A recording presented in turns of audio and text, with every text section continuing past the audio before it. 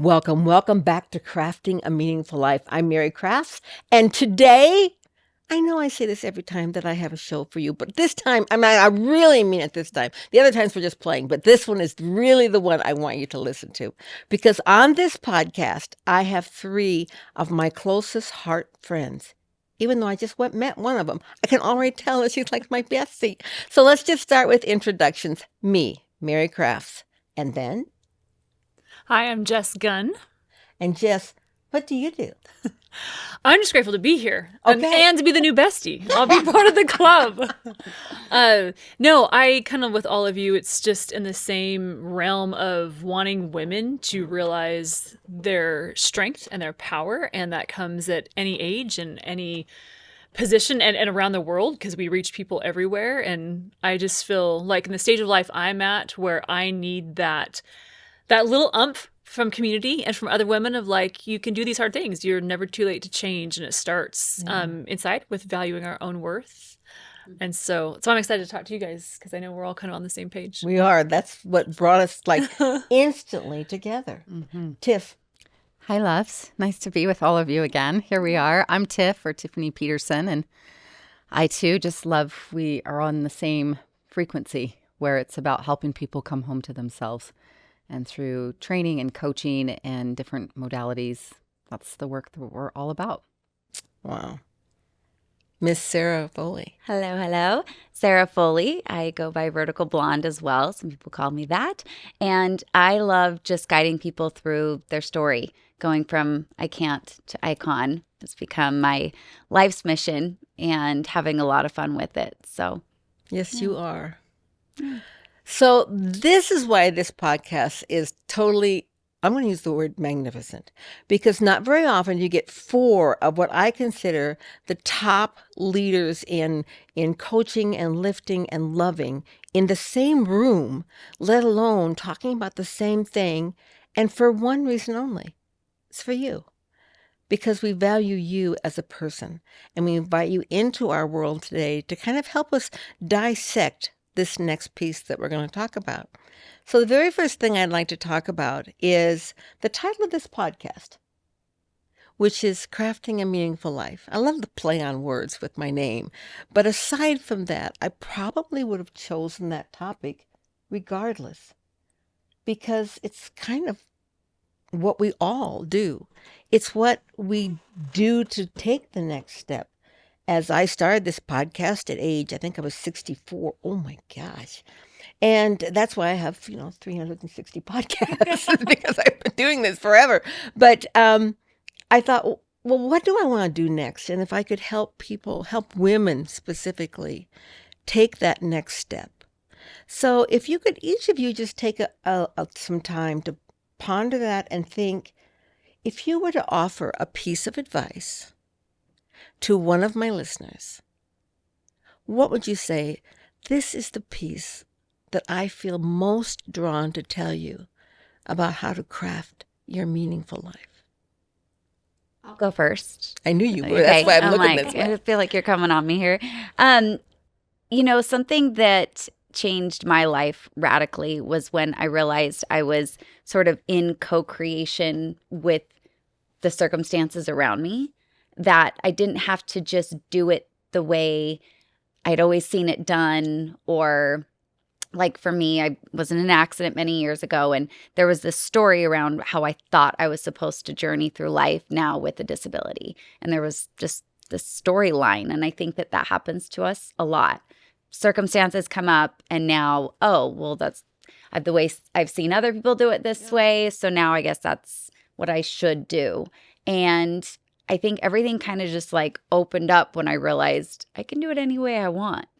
Like I can do motherhood however I want. I can do divorce however I want. I can do my disability however I want. And it just never really dawned on me until the recent years that I could just like take the storyline and change it. I could be in this, I don't know, I kind of call it like this co-creation with the world around me. I love that. And for those of you that don't know who are watching, Miss Vertical Blonde here was in an accident and became disabled from the waist down. Rib cage down. Yeah. Oh, the rib cage down. So including your diaphragm. Yeah. How's that work? It's really hard when I get stuff stuck in my throat because I can't cough because I have no diaphragm muscles. So yeah. Wow. So it's tricky, right? And people think that it's just walking that gets affected, but it's everything. It's diaphragm, it's digestion, it's everything. So, and one of the things I liked what you said, Sarah, was this idea that you could craft your own personal life to how you wanted to do it, not what the world was thinking was important to you. And I've seen that lately in you. I've seen that in your post. That if you could only have from the waist up, damn, the waist up was going to be something else. It's going to be wow, pretty fabulous. And then you decided that wasn't you anymore. And you went with a different look. And then everyone else said, well, you should be doing this. And you went with a different look. And you went with a different approach. You probably one of the greatest examples of walking to what you know to be true for you and not what the world is expecting of you. yeah. Thank you. Wouldn't you agree I with appreciate that? Yeah. So good. Thank Yeah, you. absolutely. That's just so beautiful. I love you. Okay, Tiff. Yeah. I love that. I think that can I share two that come to my mind? The first one is similar to Sarah's, is just realizing the power of choice. And how we're even having this conversation is we had a whole conversation around permission, right? When we were gathered for brunch. And it was all about that. And I think especially as women, we wait to be picked. We wait to be chosen. We wait for the world. And that's a more reactive way of living versus proactively choosing. I can choose any story I want to create here. I get to choose. And just knowing like all of us are giving you all listening permission to be considering at least, let alone acting upon like what's right for me and what's real for me and what's real for me now. Like the woman I was 5 years ago, let alone 10 years ago. I mean, if you would have told me some of the things that I now believe and choose today, 10 years ago, I would have been like, no way, right? But the power Amen. of choice and taking in that permission to be like, I'm the creator or co-creator, but I am the author of my own life story. And I get to consciously choose or craft, what do I want that to be? What's right and true for me, for my path, let alone for this season or where I am now?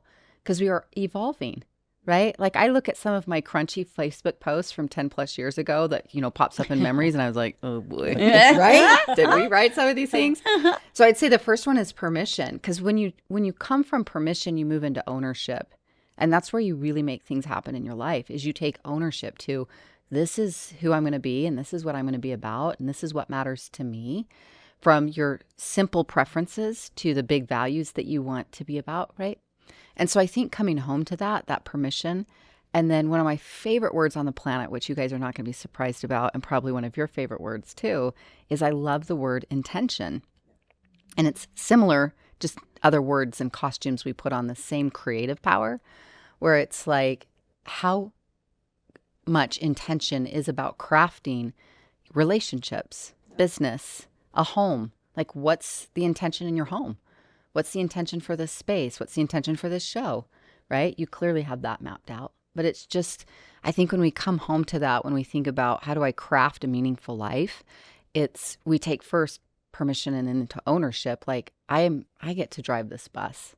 I get to make choices. You choose yourself and choose what you desire. And then playing into intention of like, now that you start getting more clear, it's like, how do I want to show up and what's aligned for me? So that's, for me, the beginning at least, or middle and all of this conversation is those core principles. I love that. In fact, even sitting here right now, I had a big aha moment just listening to you. When you said, permission, well, that's my word for the year, as is Sarah's, and we know that. And I thought, oh, yeah, I did that. But when you were talking, I thought about how long I sat from retirement at 65 to 71, 6 years, waiting for someone to give me permission to do what I'm doing right now. And I kept thinking, now, if you make this beautiful little space for me, the world, I'll step into it.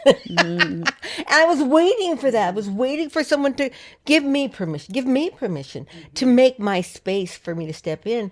And finally, just before Christmas this year, I decided, damn, I'm going to make my own space. I stepped right into it. Yeah, you did. And And then we had this magical lunch, and it was like Okay, so let's Here talk we go. about the brunch before you go, Jess. So we had this brunch, the brunch. and the brunch, and the four of us were there, and it was the first time I met you. But of course, instantly, like, oh, she's my sister. Same energy. Yeah. Oh, it was. And then when we talked about, well, so I just stepped into this thing about being kind of a health and wellness and fitness coach for people over 60, and then to find out, though, that's what you do. And I was like, so immediately I had a choice. I could go to we're working in the same space, and maybe, I don't know. She's obviously very good, and I'll play smaller than right here. I had a choice just to step into your space and your energy. And women, if we've learned anything from the four of us who all work in this area of lifting women, all of us sitting right here, and yet we're not threatened by each other, by having you Not in the at all. space doesn't make less space for me. In fact, it makes more space for me, because that means like I'm not the only one and people are laughing at me. There are so many of us. And to be able to say, I am one of these goddesses, oh my gosh, that's like an incredible space to live in. So not to be threatened by other people, but to just relish in the gifts that we give it to each other. So that brunch was pretty powerful, and that's why we're happen to be sitting here. So there you go. All right, Jess. Well, just on that comment, I've had the same thought running into women that, they have millions of followers, or their app is bigger, or they've reached more people, and it's a choice. And then I realized I'm just grateful to be surrounded with women in the same industry, because we get it. We get how hard it is. We get the issues. We deal with the same women all across the world, same age, different ages. We all have the same things that we're dealing with. And so I love that I feel empowered, surrounded by other women, helping in the same sphere, because it makes me better. Yeah. And it gives me that power of like, you don't feel alone, because all of us are trying to help, and we all reach different people just a little bit. And I'm not going to be able to reach everyone. You're not going to reach everyone. You're not going to reach everyone. We need an army of women who are empowered to step in and give safe space. Well, and That's the concept that helps me whenever I get stuck there. Is like, well, even if I wanted to, I couldn't do this by myself. Yeah. Like I couldn't reach everybody. Like, and everyone needs someone a little different. Yep. Some people are going to be really like bugged by the way I teach. Some people might really love it. Some people are going to be like, no, you're not for me. So I think we need more. Yeah. And I think we need more people to step into their. Well, and even just listening to us, expertise. like when you ask us these questions, you went, and I was like, oh, that's something I feel like I focus on. You can shift your story. And I was like, that's great. But I view it differently. And I love that even there. And then with what you said, I was like, the joy of going last. I was like, yeah, that's great. Like that's the same thing. But I love that the same topic we can all, it's because of our own life experiences, and we relate to so many different people. And I feel like that is what brings us together. Because the piece, I was thinking as I listened to both of you, and being that we're all very like-minded, it's similar, is I just want women to realize that they're enough, because I didn't feel that way, that they are worthy and they can change. I was a stay-at-home mom of 4 kids, and you kind of lose yourself. And it's not a bad thing, because I love these children, and it's like what I've wanted to do. But, my baby went to school, and it's like, I don't even know who I am. Like, what do you do, right? This identity crisis, because you just please and take care of people. And that was my role. And that's where I felt like the hole, because when that wasn't fulfilled anymore, because they're independent and they're on their own, they're doing these things, and now they're teenagers in their 20s, and it's like, well, then who am I, right? Like, if I'm not needed as a mom. And that's when I realized I've got some things I need to work through. And so any way that I can empower women to take time for themselves, right? To believe, because the story I always share is a few years ago, before I started choosing myself, taking time for myself, like my health and what makes me show up better, because you feel selfish, right? It's Oh, just like the natural thing, absolutely. like time and money. Yeah. And I pay for my kids' sports activities, but I can't take the time to help me be better. And I was so cranky and irritable. Mom guilt was terrible. And I'm snapping at my younger daughter for absolutely no reason, right? Really ridiculous. And I realized in that moment she looked up at me and was just like, Mom, like, what did I do this time? And I realized, oh my gosh, like I kept trying to find inner peace and worth by the scale. It was always like, if I got skinnier, I'd be happier.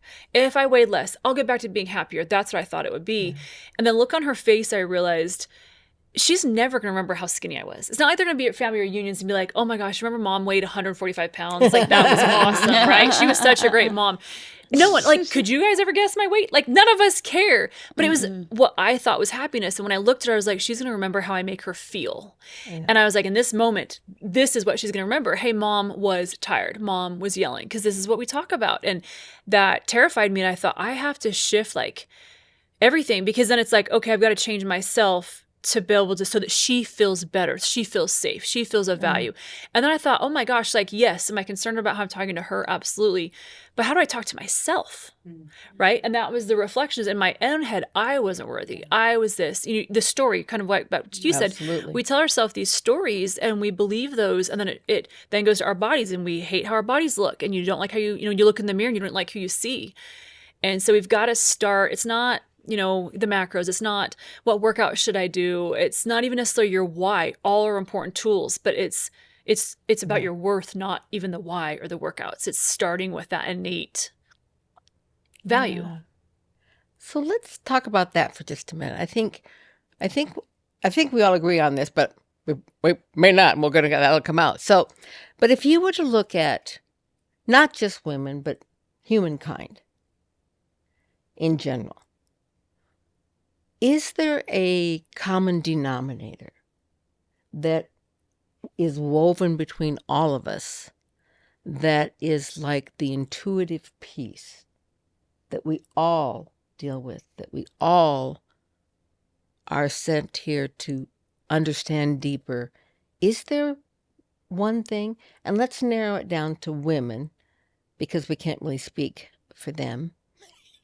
And I've had a penis, but I'm just saying that I can say that. Not it's my today. podcast. It's my podcast. I can say that word. Yeah. But I can speak to a woman. And is there something that you think binds us together? I think we have a lot in common, more than we don't have in common, right? As a humanness, right? But it's like the need to feel like, gosh, do I matter? Am I worthy? To your point, I think every woman asks that question, and often it's not even a conscious question, but am I enough in some way? Am I a good enough mom? Am I organized enough, smart enough, rich enough, thin enough, kind enough, confident enough, but humble enough? I mean, we have this unique thing with women in that's a whole conversation too. It's like, hey, go be confident, but now you're too confident and you're shining too bright. So could you tone it down? And you have that whole thing going on. But I think as a human, it's like we all want to feel like I matter, we do things or work that matters, right? We want to feel connection and like, part of that. So I think we have a lot in common. There's just different ways we might be expressing that. Mm-hmm. When I think about this, I do think we have something that's woven in us all. And in the 500, 600,000 people that I've met in my life, most of them women, I have found something that I think is woven in all of us. And it is a ton of things on the positive side. Mm-hmm. But there is one central thing on the side that is our struggle, and you sparked right to it, is that at some time, every single woman feels not enough. Mm-hmm. Yeah. Well, I love even your realness about a few weeks ago when we met for brunch, and how meeting Jess brought up for you, and then we talked through it, that you were like, oh, she's already so farther down the path. She's the real deal. I better not do this. And the temptation to shrink back, right? Like, because I'm not enough. Because I'm not enough. Like, this is the lesson we're all going to apply. 10? 11. 5'11", And like, I looked at her Instagram immediately while we were sitting at brunch like this. Oh my gosh. Yeah, she's freaking hot and toned, but so are all of you. And Yeah. but I think the point isn't if you will have those thoughts, you will. It's how we choose to navigate them. Bing, bing. Yeah. Because every woman will have the thought at every age. Because even me, with all the coaching and all the work I've done, I mean, I think my younger self thought, well, once I do all this coaching, Oh, yeah. I'm going to be healed of this Right? shiz. Right? Like, I said shiz, by the way. And so just, we don't have to even edit that. But it's like you think, oh, I'm going to be over this stuff. I'm going to be through it because I've healed it once. But I think life is more cyclical than linear. And we still touch those same lessons, which without even knowing all the circumstances, you can just know, like, Tiff's working through her own worth. Yep. And you can know that about every woman you meet, or even man. Women, we just maybe talk about it maybe more openly. Yeah. But everyone to some extent is like in some degree of a version of, am I enough? Yeah. We're all You working were on it. with me when I got back from Kilimanjaro. Mm-hmm. You were at that party. Did you ever think that there would be a piece of me again that never felt No. enough? Because Never. it's like, oh, Well, she's conquered. Yeah, that's 5 years ago. And, What's 2 weeks fresh? ago, I felt like this.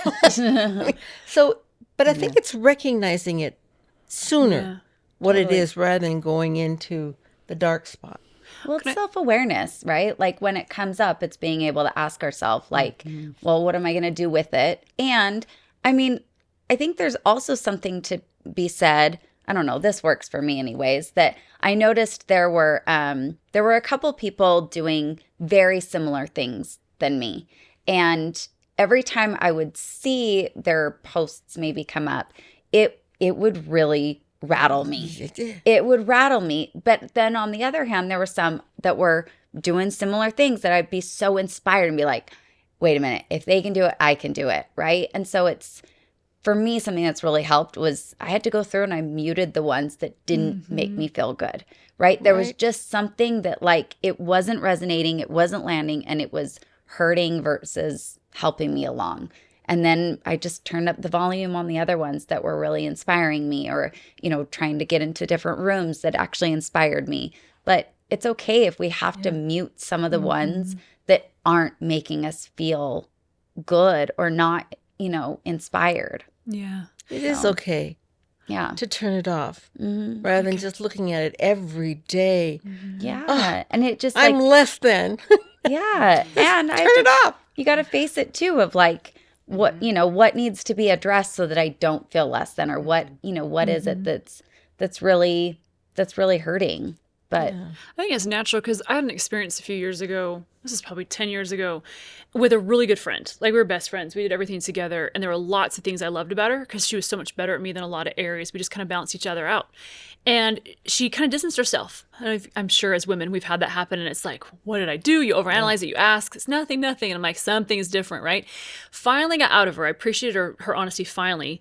And she just said, I don't feel comfortable being around you because I'm not as good at you at this, this, or this. And so every time I leave you, I feel bad about myself. So it's easier just not to be around you.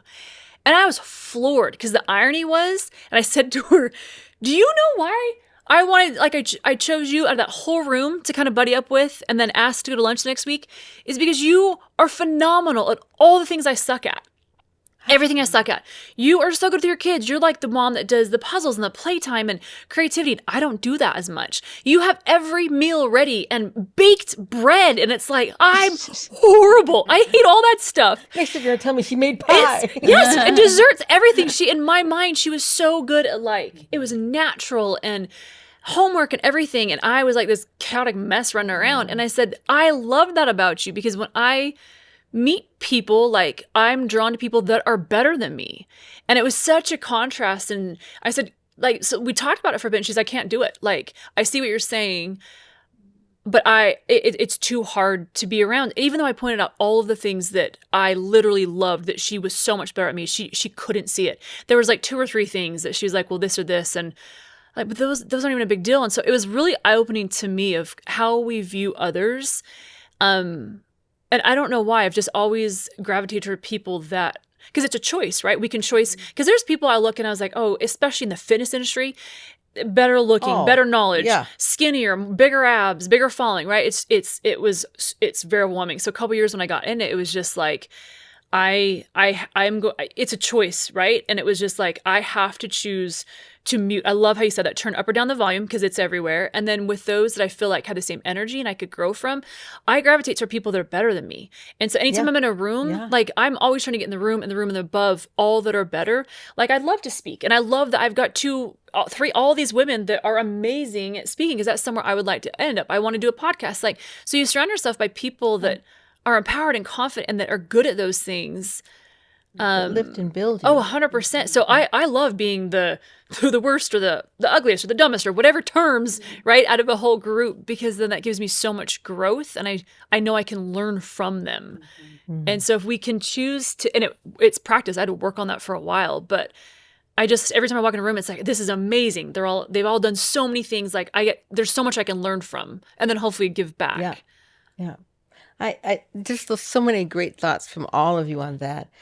For me, and so you can all take heart, and you can all take heart, that it doesn't just end when you say, I'm never going to feel that way again. I'm going to be like those women, and I'm never going to be threatened by anyone again.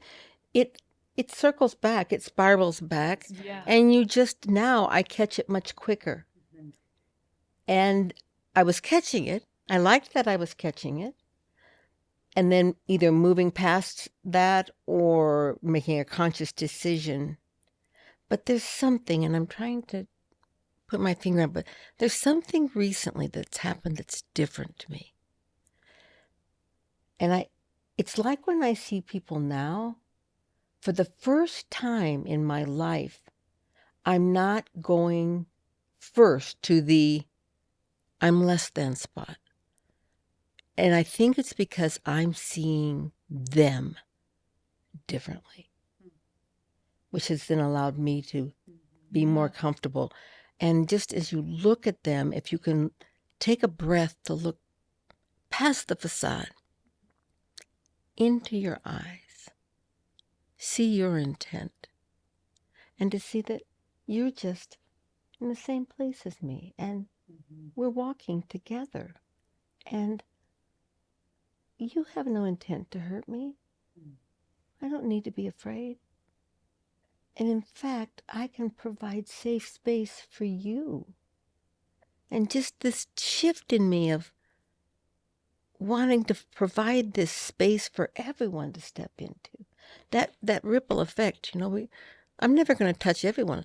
But if all of us gather stones and just start chucking them into the pond, that ripple effect, we're going to be able to reach a lot of people. And I'm taking hope that other people around the world are also throwing their rocks in, and that ripple effect. I really believe that, if I live to be 105, so then I have 34 years left. That's good. I want to change. I want the needle to move. So what piece of the needle do you see your life personally moving between now and when you move to a different part of your existence? What piece are you going to move? Now you've got it, Tiff. What is it? Well, I just love how rich this whole conversation is, because I think that, based on what's been being shared, it's this element of, I just think the question I want to ask myself more is how I can show up for myself and how I get to show up that way. Because one of my mentors years ago would say this: it can't trigger you unless it lives inside of you. And so when other people are triggering you online or other rooms, that doesn't mean, though, there are times where you also have clarity, like that person's maybe not my cup of tea, but I don't wish them ill or will, like the negative, but it's triggering you. And so it's like it lives inside of me, or it couldn't trigger me. And so when I'm getting triggered, and it's always back in this worth, am I seen? Am I loved? Or I felt dismissed, or I wasn't included, or this thing came up, or that thing, or whatever. And it's like my needle mover is just, I think for me, it's to close the gap faster, like you're saying. Isn't that we get triggered. We're not wrong for that. Right. Yeah. But I want to close the gap faster to come back to love for myself, love for others. and just that awareness. But it is a practice. And I think that's what matters that we normalize, is because, and hopefully this whole conversation is normalizing that no matter our age or expertise or background or how fit we are, you still have the self-doubt come up. You still have the moments of second guessing or judging your body or judging yourself. Like the things still happen. It's just, can I close the window of how quickly I come back to truth and light and back to like, enough, I've got you. I had this big awareness a few years ago in a personal relationship of mine that had caused me a lot of pain. And not that that person meant to intentionally cause me pain, but just this experience was what it was. And I remember having this awareness that it was like, look, no matter who was in this role in your life, the significant family role, you would still get to learn this life path of how do you love yourself. So no matter what your childhood was, no matter who your parents were or your upbringing, do those environments matter? Of course.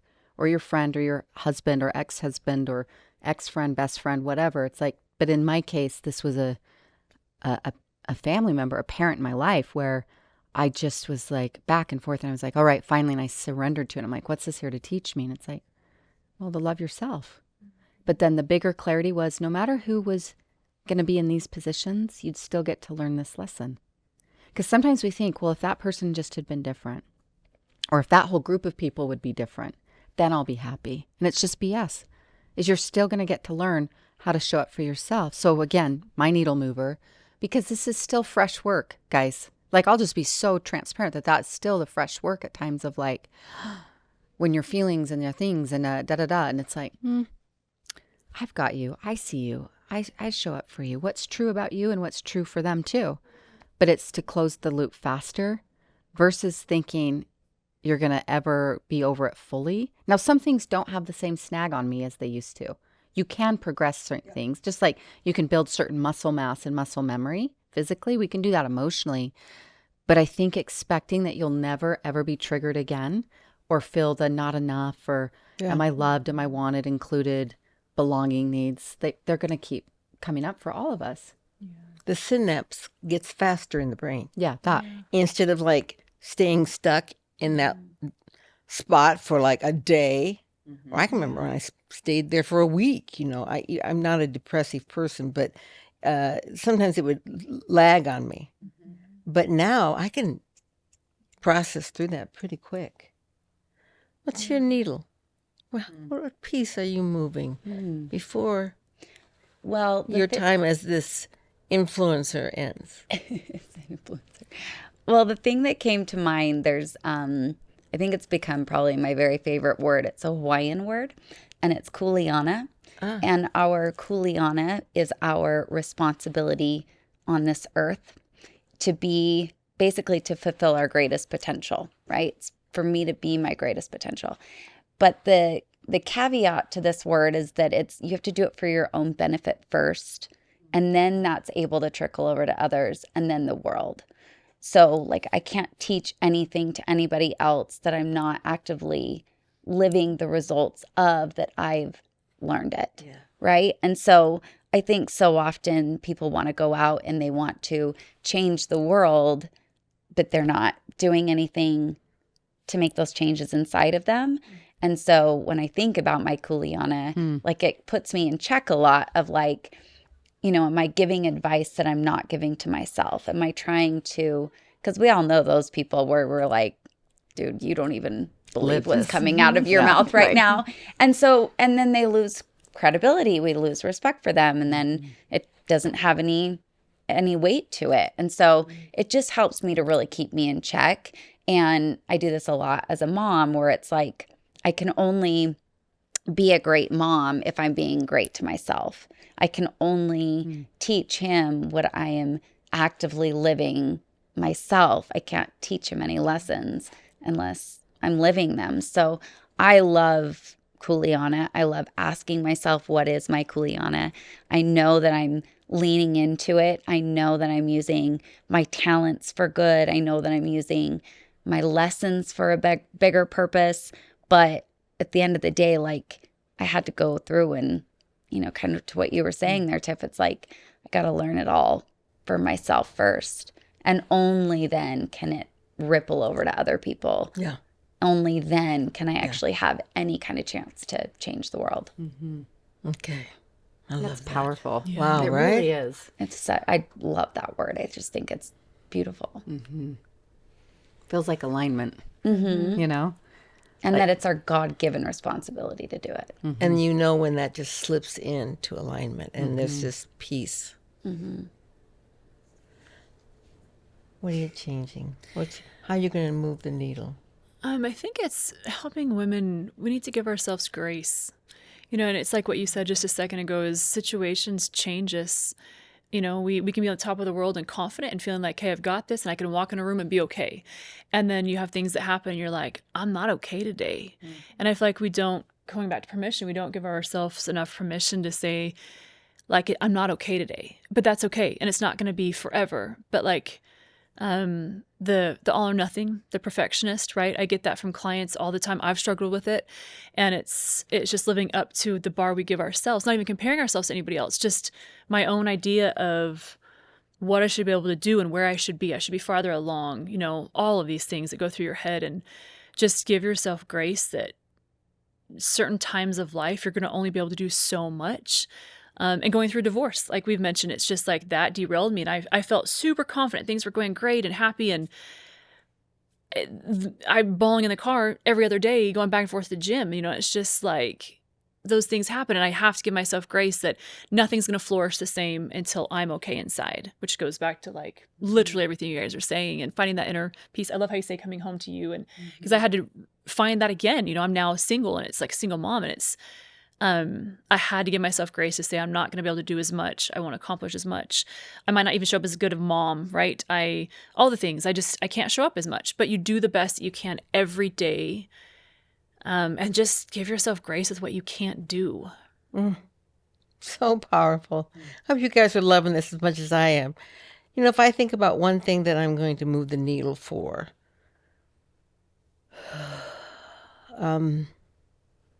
I have such a burning inside of me, such a desire for women